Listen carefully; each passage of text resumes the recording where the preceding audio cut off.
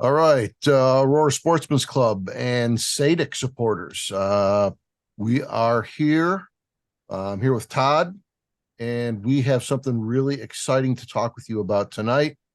We all are obviously extremely disappointed in the stay that came down from Judge Easterbrook in the Seventh Circuit here a couple days ago, putting an end to the Freedom Week that we've all been enjoying. Yeah, Frankie the Frivolous. Right? And I guess we can probably maybe talk about that a little bit more in a second.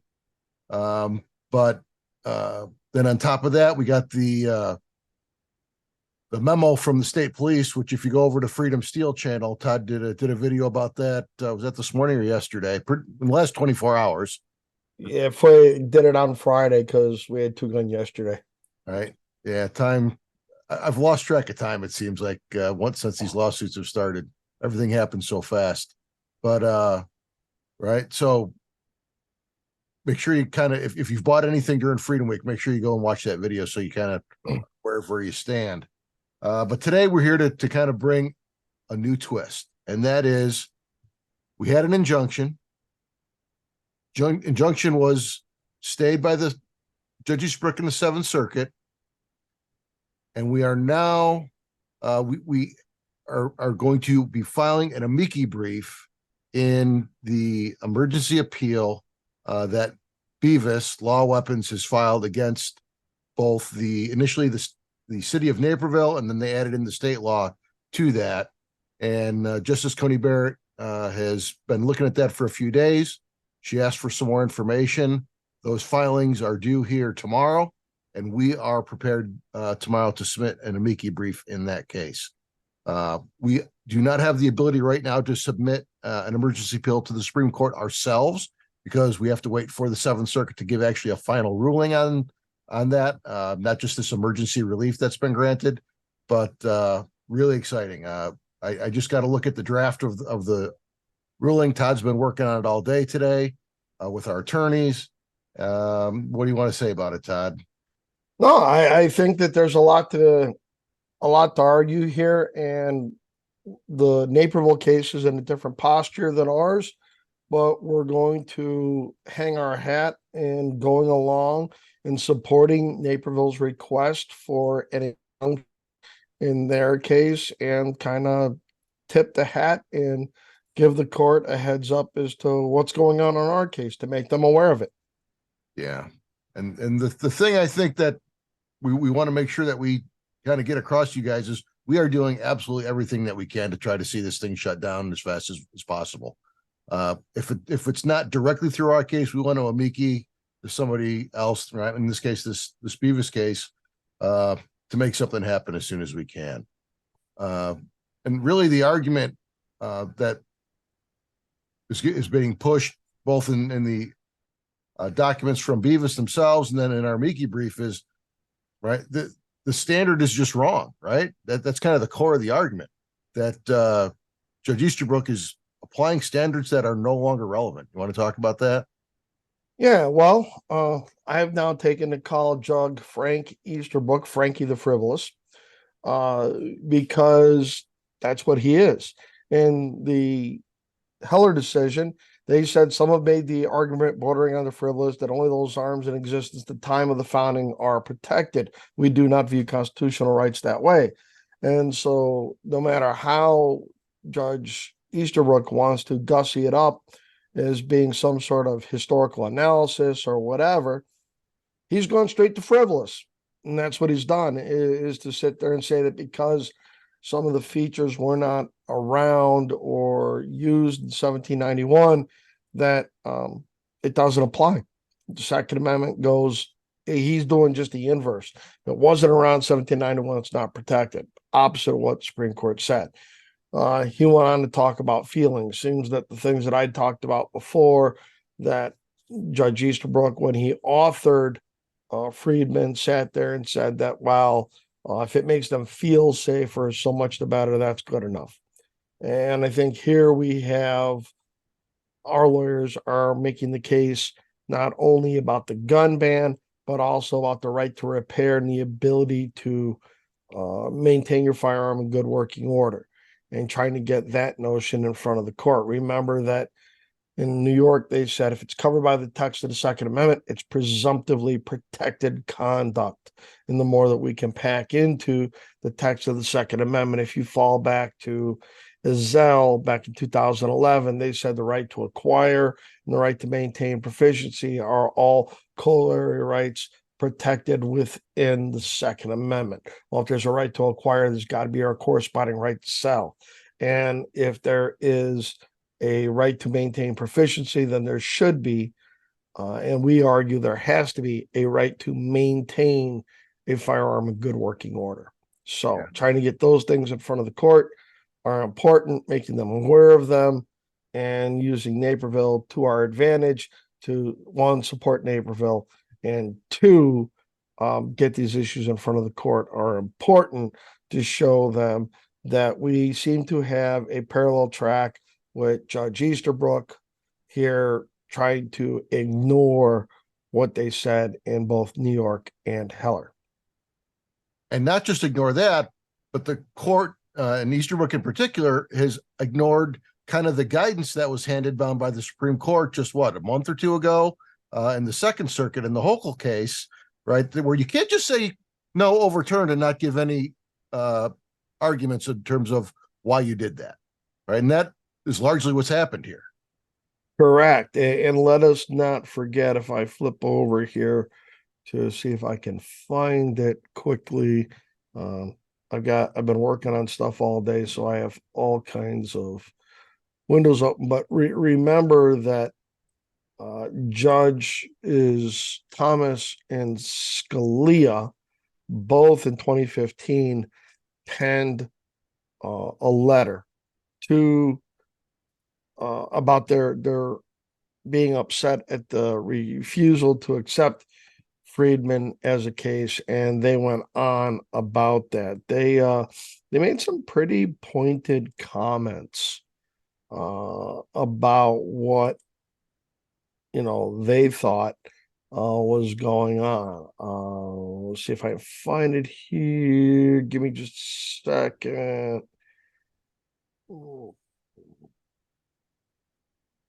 So while you're looking at that, I do want to also say, we're doing this, we're taking all the steps that we can, but we also need to understand that this is really kind of, let's call it out of the ordinary, right? For the Supreme Court to act on a motion like this is not the norm. No, it's not, but we might as well take every opportunity and every chance that we absolutely get. Right. It's not that it never happens, it's just not super common. All right, so this is an outside shot, but the good sign is Coney Barrett actually asked for more information, right? So she looks like she's at least engaged in the process, is paying attention, and wants to kind of hear some more details and from Beavis and kind of where they're coming from. Yeah, and let's kind of pin this back to Heller for a minute, that we're not talking about a ban on ARs. We're talking about a ban on categories of firearms: magazine fed, semi-automatic rifles, certain shotguns, and a category of handguns. Handguns were clearly protected under the Heller decision. And in the Heller decision, they didn't make a distinction between Derringers and revolvers or Glocks or whatever. So, I would go to this, that when the Friedman case was denied cert by the Supreme Court in 2015, Justice Thomas and Scalia. And why are those two names relevant? Because obviously Justice Scalia was the author of Heller, and Justice Thomas is now the author of the New York decision. I call it New York because it is New York State Rifle and Pistol Association v. Bruin. I think the winners deserve credit there, not the losing Attorney General of New York, Mr. Bruin. But they said in their letter, the Seventh Circuit considered whether law-abiding citizens retain adequate means of self-defense, and reasoned that the city's ban was permissible because if criminals can find substitutes or banned assault weapons, then so can law-abiding homeowners. Although the court recognized that Heller held that the availability of long guns does not save a ban on handgun ownership, it thought that Heller did not foreclose the possibility that allowing the use of most long guns plus pistols and revolvers gives households adequate means of self-defense. So, Adequate and alternatives are not the standard. right. And, their idea that, well, we can ban these guns because you have others that you can go to, which is absolutely contrary to what they said in Heller.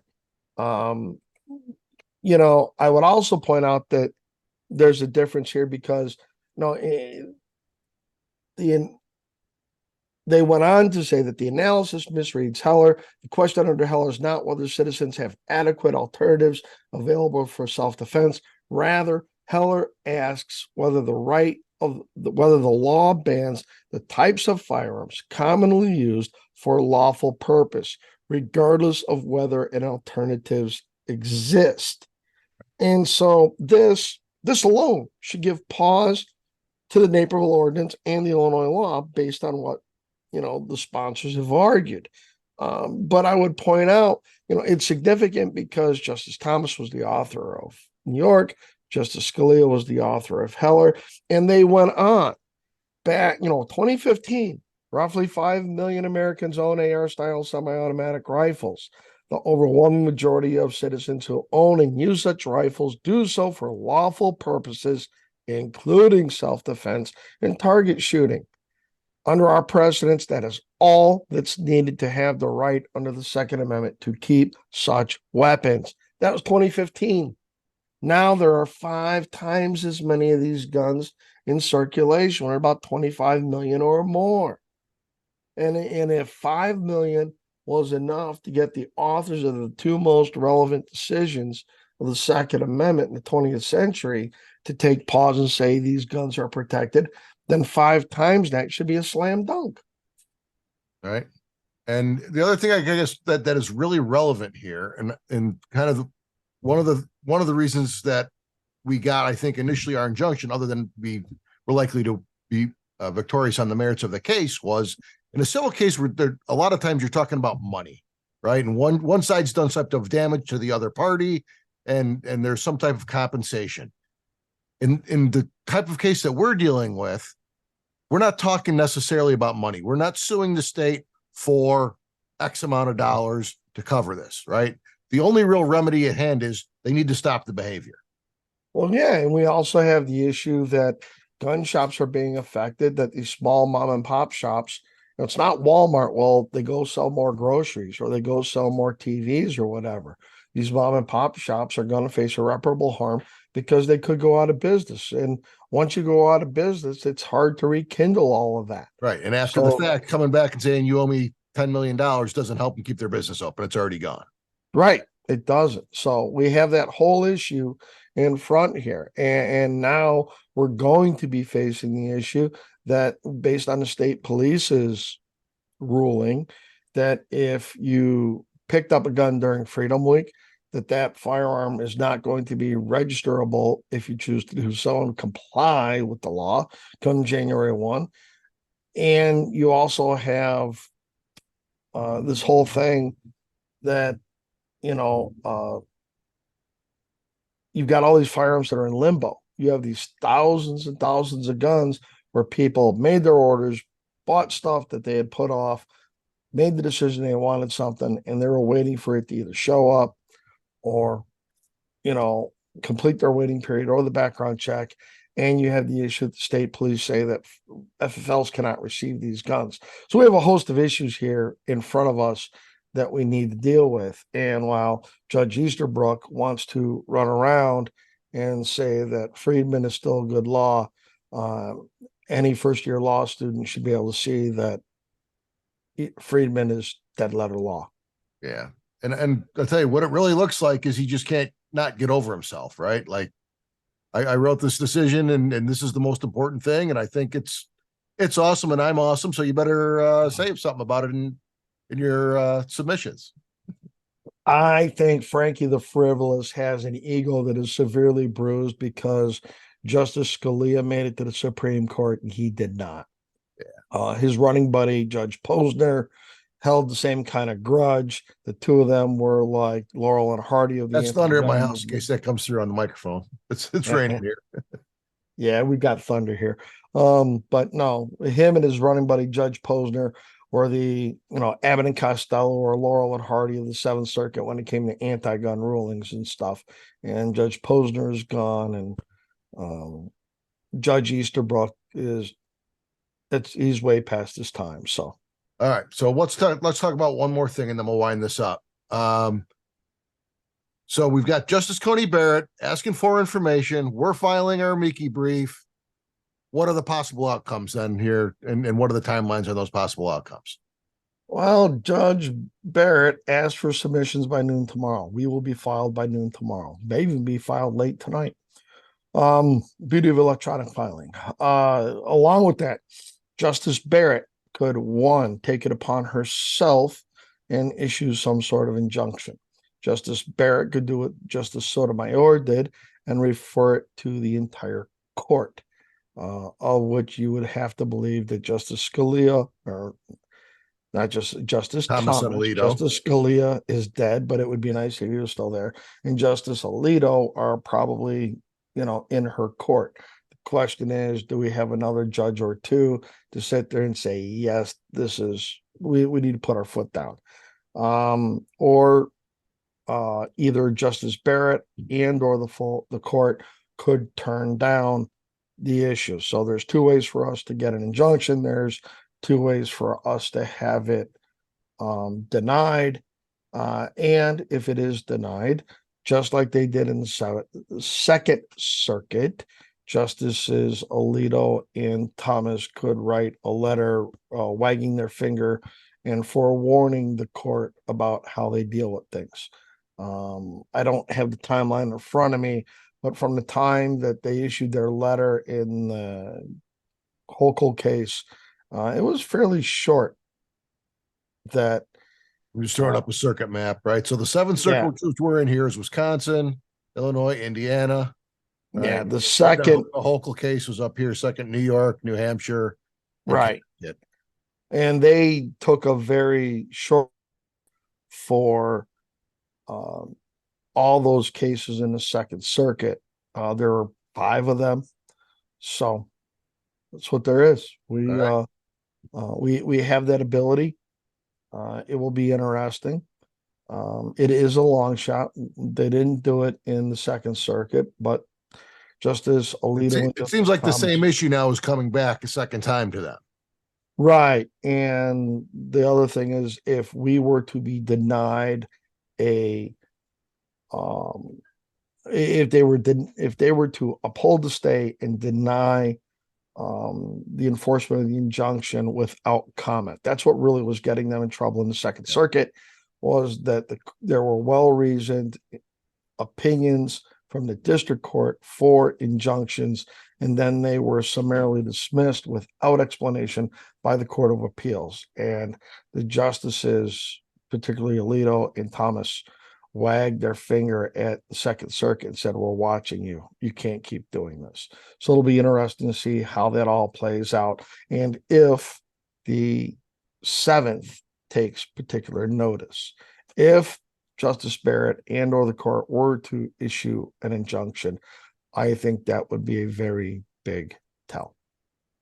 And if we somehow do get this injunction, what will be the next step after that from on the court side? Well, obviously the state is going to wet their pants.